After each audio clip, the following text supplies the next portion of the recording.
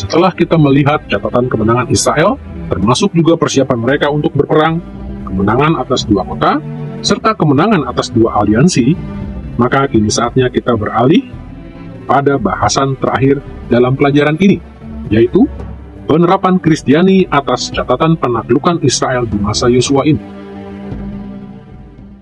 Sepanjang sejarah, banyak pengikut Kristus yang bermaksud baik telah melakukan hal-hal ekstrim dalam pendekatan mereka terhadap catatan penaklukan kitab Yosua ini. Beberapa dari mereka langsung menolaknya sebagai bagian perjanjian lama yang tidak ada hubungan sama sekali dengan kita sebagai pengikut Kristus. Sebagian lagi menggunakan bagian ini untuk membenarkan alasan mereka mengangkat senjata demi kepentingan Kristus. Namun, jika kita melihat pengajaran perjanjian baru tentang penggenapan penaklukan Israel oleh Yesus, maka kita dapat menemukan arah yang tepat untuk penerapan Kristiani dalam bagian kitab Yosua ini.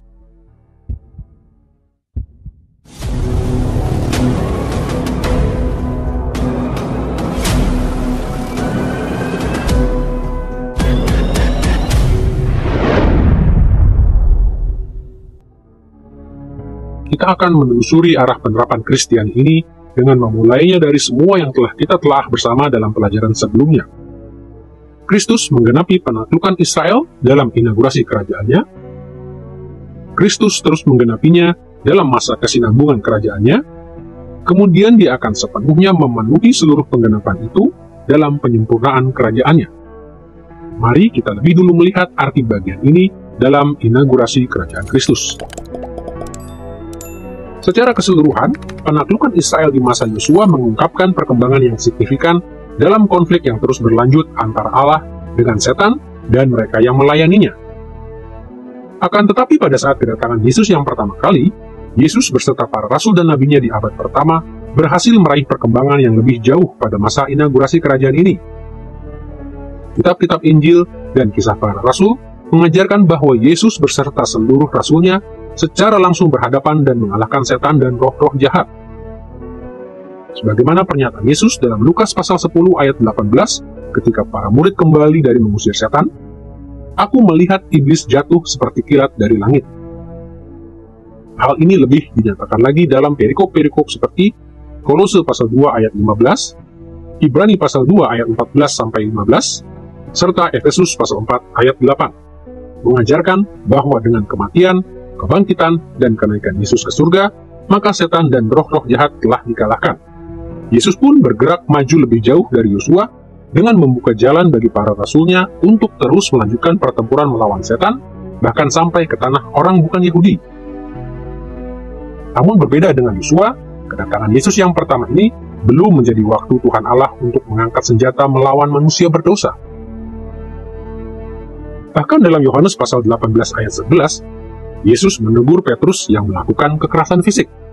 Sebaliknya, Yesus memperluas kemenangan Allah atas setan dan para pengikut setan dengan memberitakan 2 sisi dari Injil atau kabar baik kerajaan surga. Yesus dengan tegas memperingatkan penghakiman Allah yang akan datang, namun juga menawarkan belas kasih pada semua orang yang berserah pada Allah. Para rasul dan Nabi Kristus di abad pertama juga melakukan hal yang serupa seperti yang Yesus lakukan, karena mereka mengambil langkah awal dalam memperluas penaklukan Kristus ke seluruh dunia. Mereka sama sekali tidak pernah memberi perintah untuk menyerang orang lain. Malahan, sama seperti Yesus, mereka menyebarkan pesan Injil tentang penghakiman dan keselamatan. Di masa ini, Perjanjian Baru sering memberi peringatan pada orang tidak percaya yang berada di luar gereja tentang datangnya penghakiman Allah. Namun, Perjanjian Baru juga memperingatkan akan penghakiman Allah terhadap saudara-saudara palsu atau orang tidak percaya di dalam gereja.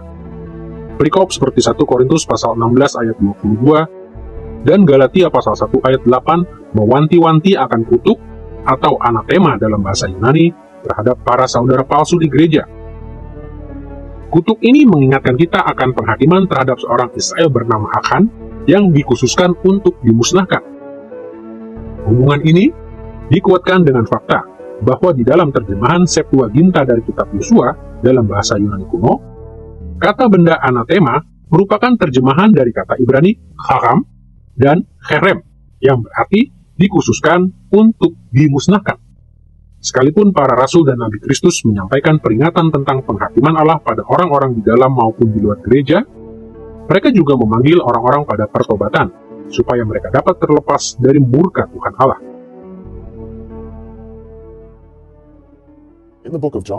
Dalam kitab Yosua, orang-orang tertimpa kutuk. Mereka dibuang dan dimusnahkan sepenuhnya karena tidak memuliakan Tuhan sebagai Allah, tidak menaati perintah Allah, dan tidak menjalankan segala hal yang Allah telah perintahkan. Dari perspektif penulis Alkitab, hal tersebut adalah baik dan sekaligus adil, karena menjunjung tinggi karakter Allah sebagai Tuhan yang adil. Kemudian juga menjunjung tinggi janji Allah pada umatnya, sekaligus menunjukkan karakter Allah yang memegang janjinya. Seperti yang Paulus katakan dalam 1 Korintus pasal 16 ayat 22 dan Galatia pasal 1 ayat 8. Di satu sisi, jika Anda tidak mengasihi Tuhan Allah, dan di sisi lain, jika Anda tidak memberitakan Injil Allah, maka keadilan Allah akan jatuh atas diri Anda. Jadi yang Paulus lakukan adalah sepakat terhadap kebaikan dari keadilan Allah saat berkata, terkutuklah ia. Kemudian Paulus juga mengantisipasi kedatangan kembali Tuhan Yesus yang akan membuang seluruh musuh Allah dan menghadirkan kebenaran, sekaligus menjunjung tinggi kebenaran janji Allah. Orang-orang yang mengasihi Tuhan ingin melihat keadilan Allah ditinggikan dan diagungkan. Mereka juga ingin melihat Tuhan Allah menggenapi kebenaran janjinya. Jika kita tetap mengingat pemikiran dasar ini, maka kita akan memperoleh banyak kesempatan untuk melihat 5 tema dari pembagian kitab Yosua ini seluruhnya digenapi dalam inaugurasi kerajaan Kristus. Sebagaimana penaklukan Yosua dipimpin oleh otoritas ilahi, kemenangan Yesus beserta para rasul dan para nabinya juga dipimpin oleh otoritas ilahi. Seperti juga kemenangan Israel pada masa Yosua berakar pada perjanjian Allah, maka kemenangan Yesus dan para rasulnya juga berakar pada perjanjian baru. Sama halnya dengan ketaatan akan standar hukum Musa menjadi kunci keberhasilan Yosua, maka keberhasilan Yesus dan para rasulnya juga tergantung akan ketaatan mereka terhadap Musa dan pewahyuan Allah yang lebih lengkap setelah Musa. Sama seperti ketergantungan Yosua dan Israel akan kuasa supernatural Allah, kemenangan Yesus dan para rasulnya juga tergantung pada kuasa supernatural Allah. Kemudian, seperti halnya penaklukan Yosua melibatkan seluruh bangsa Israel, demikian pula Yesus memanggil seluruh bangsa Israel untuk mengikutinya. Pada hari Pentakosta, orang-orang Yahudi dari seluruh dunia bergabung dengan Yesus dalam pertempuran melawan kejahatan. Kemudian beserta para rasul dan nabi Kristus, Yesus juga menambahkan sejumlah besar orang-orang non-Yahudi ke dalam gereja mula-mula. Setelah kita mengulas penerapan Kristiani dari kemenangan Israel yang telah digenapi dalam inaugurasi kerajaan Kristus, kini kita perlu beralih pada penggenapan kemenangan Israel yang terus berlanjut selama masa kesinambungan kerajaan Kristus. Menurut 1 Korintus pasal 15 ayat 25, Yesus bertahta di surga sampai Allah meletakkan semua musuhnya di bawah kakinya. Selama 2000 tahun terakhir ini, kita lihat Kristus telah berhasil memperluas penaklukan seluruh dunia lewat pelayanan gerejanya kepada hampir seluruh bangsa di bumi ini. Namun pada saat yang sama pula, gereja pun mengalami banyak sekali kemunduran ketika gereja mengabaikan pertobatan, pembaruan perjanjian Allah, dan sarana anugerah Allah. Jadi, perjanjian baru memanggil kita setiap hari untuk mendahulukan kepentingan Kristus dalam kuasa Roh Kudus. Di satu sisi, kita harus melanjutkan peperangan rohani dalam melawan setan dan roh jahat, seperti yang Yesus lakukan, dan juga yang dilakukan oleh para rasul dan nabi Kristus. Menurut Efesus pasal 6 ayat 13-18, kita harus mengenakan seluruh perlengkapan senjata Allah, berikat pinggangkan kebenaran, berbaju zirahkan keadilan, Injil damai sejahtera, perisai iman, ketopong keselamatan dan pedang roh, serta berdoalah setiap waktu di dalam roh. Kita harus tetap siaga dalam peperangan rohani, sama seperti Israel bersiaga untuk penaklukan Kanaan. Di sisi lain, kita harus terus melibatkan manusia seperti yang Yesus dan para rasul juga lakukan. Kita menolak mereka yang menentang jalan Kristus, namun bukan dengan serbuan secara fisik. Sebaliknya, kita memberitakan penghakiman dan anugerah Injil Kristus. Kita memperingatkan penghakiman Allah yang akan datang pada dunia yang menolak untuk percaya. Kita juga memperingatkan para saudara palsu di gereja akan datangnya penghakiman Allah, sama seperti Yosua memperingatkan orang Israel akan yang melanggar perjanjian Allah. Dalam 2 Korintus pasal 10 ayat 5, Paulus berkata bahwa pelayanannya mematahkan setiap siasat orang dan merubuhkan setiap kubu yang dibangun oleh keangkuhan manusia untuk menentang pengenalan akan Allah. Namun kita juga memberitakan harapan akan keselamatan bagi mereka yang percaya dan berserah pada Kristus. Pedoman tersebut memberi kita cara-cara penerapan catatan penaklukan Yosua dalam kehidupan kita sehari-hari di masa kini, dalam masa kesinambungan kerajaan Kristus. Sebagaimana Israel memperoleh pimpinan otoritas ilahi, maka Anda dan saya pun dipimpin oleh otoritas ilahi dalam memajukan kerajaan Kristus. Seperti juga kepercayaan diri Israel untuk meraih kemenangan berdasarkan pada perjanjian Allah, kita dapat lebih percaya diri karena perjanjian baru Allah dengan kita di dalam Kristus. Sama halnya dengan keberhasilan Israel di pertempuran yang tergantung pada ketaatan mereka pada standar hukum Musa, maka keberhasilan dalam pertempuran Kristiani kita tergantung pada ketaatan kita pada seluruh standar Alkitabiah, baik perjanjian lama maupun perjanjian baru. Serupa seperti kemenangan Israel yang diperoleh dengan kuasa supernatural Allah, maka kemenangan kita saat ini juga hanya akan kita peroleh dengan kuasa supernatural dari karya Roh Allah. Kemudian, seperti halnya keterlibatan seluruh Israel dalam penaklukan di masa Yosua, kita di masa kini harus memerangi pertempuran-pertempuran kita sebagai satu kesatuan dari setiap suku, bangsa, dan bahasa.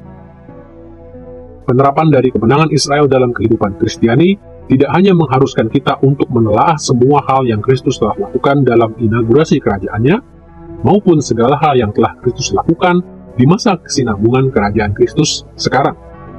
Kita juga harus menerapkan catatan Yosua guna memperkuat harapan kita akan datangnya hari kedatangan Kristus kembali untuk penyempurnaan kerajaannya. Perjanjian baru tidak memberitahu kita waktu yang pasti kedatangan kembali Kristus, tapi pada saat itu terjadi, maka Kristus akan datang kembali sebagai Raja yang menang. Dalam penglihatan Yohanes dalam Wahyu pasal 19 ayat 11, ia melihat Yesus sebagai seorang yang datang untuk menghakimi dan berperang. Pada hari itu merupakan momen akhir kemenangan dari penaklukan Kristus atas seluruh dunia. Yesus akan menggantikan setiap tindakan penghancuran yang terjadi pada masa Yosua. Kemudian, Yesus akan mengambil alih setiap manfaat positif yang Yosua berikan bagi bangsa Israel. Di satu sisi, ketika Yesus datang kembali, setan akan sepenuhnya dikalahkan. Setan tidak lagi memiliki kuasa untuk membahayakan kita. Seperti yang Rasul Paulus tuliskan di Roma pasal 16 ayat 20, bahwa semoga Allah sumber damai sejahtera segera akan menghancurkan iblis di bawah kakimu. Kemudian di sisi lain, belas kasih Allah terhadap manusia yang memberontak akan berakhir. Seperti yang Yesus sendiri katakan dalam Wahyu pasal 21 ayat 8, bahwa mereka akan mendapat bagian mereka di dalam lautan yang menyala-nyala oleh api dan belerang. Kemudian mereka yang melayani setan akan dibuang dari muka bumi. Lalu setiap orang yang telah menyerahkan diri pada Kristus akan menikmati kemenangan gemilang dari keselamatan kekal di langit baru dan bumi baru. Kita saat ini hidup di masa konflik berkepanjangan dan ketegangan, penderitaan, penganiayaan. Jadi merupakan hal alami bagi kita untuk bertanya, bagaimanakah semua ini akan berubah? Kita ingin memperteguh keyakinan kita bahwa kedatangan kembali Yesus akan berbeda dari kedatangan pertamanya. Kedatangan Kristus yang kedua akan menjadi penutup, mengakhiri seluruh pertanyaan tentang keadilan. Semua hal di dunia akan diletakkan pada tempat yang benar. Sebagian, kita mengimani hal itu meskipun kita tidak melihatnya. Kita percaya, karena Tuhan Allah adalah Allah. Dan sebagai Allah, maka pada akhir zaman, yang merupakan masa akhir dari ciptaan yang berada dalam kondisi tidak sempurna, Tuhan Allah akan membawa keadilan sempurna dan menghakimi dengan sempurna. Tuhan Allah tidak akan menghakimi dengan kejam. Dia akan menghakimi dengan standar keadilan. Jadi seluruh kematian akan dikalahkan. Seluruh pemujaan berhala dalam segala bentuknya akan dikalahkan. Semua hal akan diletakkan di tempat yang benar. Tidak ada kerinduan yang lebih besar dalam hati manusia terhadap hal itu. Kita pun tidak keliru untuk merindukan hal tersebut, karena semua itu akan terjadi sesuai dengan rancangan Allah. Serupa seperti otoritas ilahi memimpin seluruh tindakan yang Yosua lakukan, maka otoritas ilahi juga akan menyutradarai kedatangan kembali Yesus dalam kemuliaan dan keagungan. Sama halnya dengan kemenangan Yosua yang berakar dari perjanjian Allah dengan bangsa Israel, maka kemenangan akhir Kristus adalah kepastian, karena sumpah yang Allah nyatakan dalam perjanjian baru. Seperti juga keberhasilan Israel tergantung pada ketaatan pada standar hukum Musa, maka kemenangan akhir Yesus pasti terjadi karena Yesus sama sekali tidak bercela. Sebagaimana penaklukan Yosua adalah hasil dari kuasa supernatural Allah, maka kedatangan kembali Yesus akan menjadi pameran terbesar dari kuasa supernatural Allah yang dunia pernah saksikan. Kemudian, sama dengan kemenangan gemilang Yosua merupakan teladan atas partisipasi seluruh bangsa Israel, maka ketika Kristus datang kembali, seluruh umat Allah dari setiap suku dan bangsa di bumi akan bersatu dalam perayaan kemenangan besar Kristus.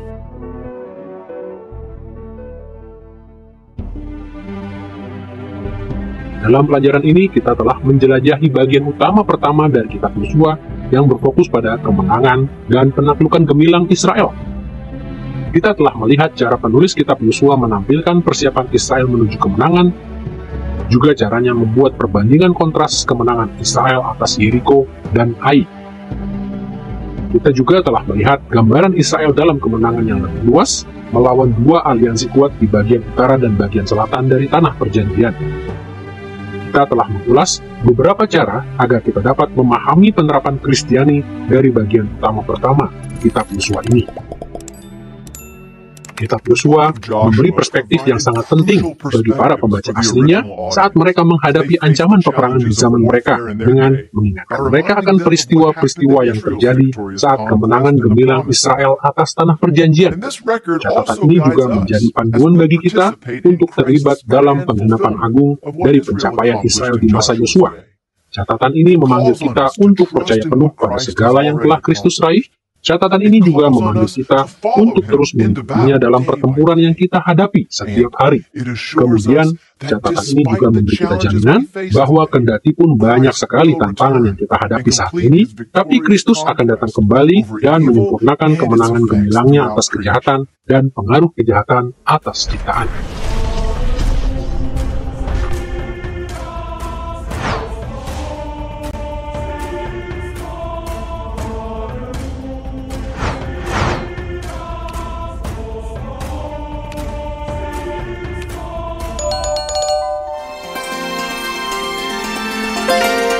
I believe in God the Father Almighty, maker of heaven and earth. I believe in Jesus Christ, His only Son, our Lord, who was conceived by the Holy Spirit and born of the Virgin Mary. He suffered under Pontius Pilate, was crucified, died, and was buried. He descended into hell. The third day He rose again from the dead. He ascended into heaven and is seated at the right hand of God the Father Almighty. From there He will come to judge the living and the dead. I believe in the Holy Spirit, the Holy Catholic Church, the communion of saints, the forgiveness of sins, the resurrection of the body, and the life everlasting. Amen.